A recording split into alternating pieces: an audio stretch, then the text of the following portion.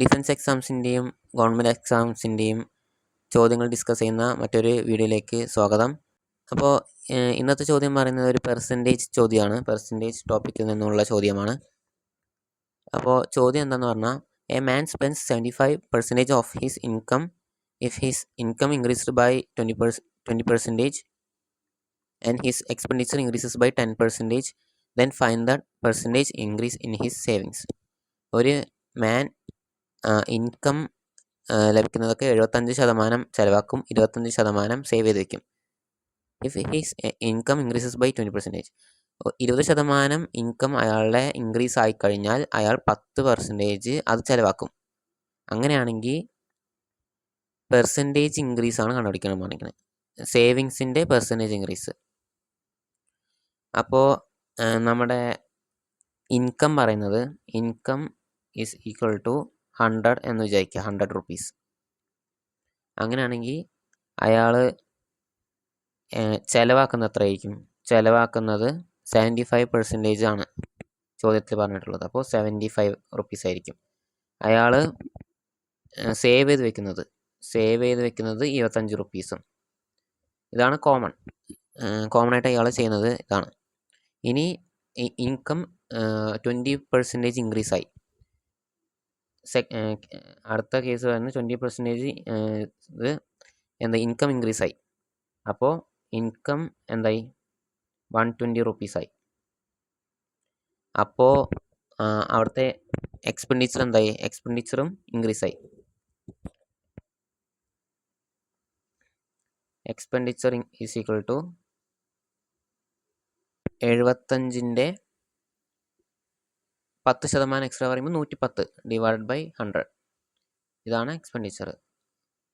അപ്പോൾ ഇത് കട്ടാക്കി വരുമ്പോൾ 82.5 rupees എന്നാകും.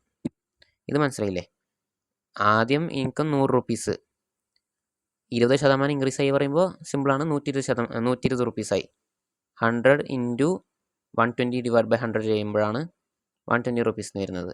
ഞാൻ അവിടെ സ്റ്റെപ്പ് എഴുതിയിട്ടില്ല എന്നേ. നമുക്ക് ഇൻകം 100 rupees ആണ്, 20% കൂടി പറയുമ്പോൾ 120 ആണെന്ന് നമുക്ക് അറിയാം, അതുകൊണ്ട് ഞാൻ എഴുതാത്തത്. ഇനി എക്സ്പെൻഡിച്ചർ പറയുമ്പോൾ സെയിം തന്നെ. എക്സ്പെൻഡിച്ചർ 75 rupees ആണ്.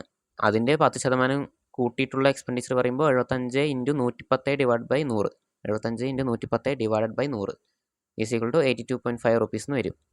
അപ്പോൾ ന്യൂ ഇൻകമും ന്യൂ എക്സ്പെൻഡിച്ചറും നമുക്ക് കിട്ടി. ഇനി നമുക്ക് കണ്ടുപിടിക്കേണ്ടത് ന്യൂ സേവിങ് ആണ്. അപ്പോൾ ന്യൂ സേവിങ് ഇവിടെ തന്നെ എഴുതാം. New saving is equal to 120 rupees minus 82.5. ഇൻകമിൽ നിന്നും ചിലവാക്കുന്നത് കുറയ്ക്കുമ്പോഴാണ് നമുക്ക് സേവിങ് ആവുന്നത്. അപ്പോൾ 100 നിന്നും 82.5 കുറയ്ക്കുമ്പോൾ 37.5 rupees എന്ന് വരും. അപ്പോൾ ഇതാണ് ന്യൂ സേവിങ്. നമ്മുടെ ഒറിജിനൽ സേവിങ് എത്രയായിരുന്നു? 25 rupees ആണ് സാധാരണ ചെയ്യുന്നത്. ഇനി ഇത്രയും കിട്ടിയ ശേഷം നമ്മൾ ചോദ്യം ശ്രദ്ധിക്കുക. ചോദ്യത്തിൽ പറയുന്നത് പെർസെൻറ്റേജ് ഇൻക്രീസ് കാണാനാണ്. സേവിങ്ങിൻ്റെ പെർസെൻറ്റേജ് ഇൻക്രീസ്. എന്തിൻ്റെ പെർസെൻറ്റേജ് ഇൻക്രീസ് കാണാൻ പറഞ്ഞാലും നമ്മൾ ആദ്യം എന്താ ചെയ്യേണ്ടത്? ന്യൂ വാല്യൂ പെർസെൻറ്റേജ് ഇൻക്രീസ് ഞാൻ ഇങ്ങനെ എഴുതുന്നുണ്ട്. Percentage increase is equal to new value minus original value divided by original value. ഇതാണ് എന്തിൻ്റെ പെർസെൻറ്റേജ് ഇൻക്രീസ് കാണാൻ പറഞ്ഞാലും ഈ ഒരു ഇക്വേഷൻ നമ്മളുണ്ട്. അപ്പോൾ ന്യൂ വാല്യൂ പറയുമ്പോൾ എന്താണ്? നമുക്ക് ന്യൂ ആയിട്ട് കിട്ടിയത് 37.5 ആണ്. അപ്പോൾ 37.5 minus original value 25 divided by original value 25.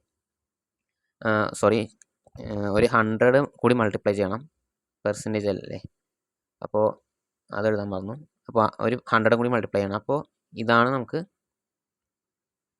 Percentage ഇൻക്രീസിൻ്റെ equation. ഇങ്ങനെയാണ് ചെയ്യേണ്ടത്.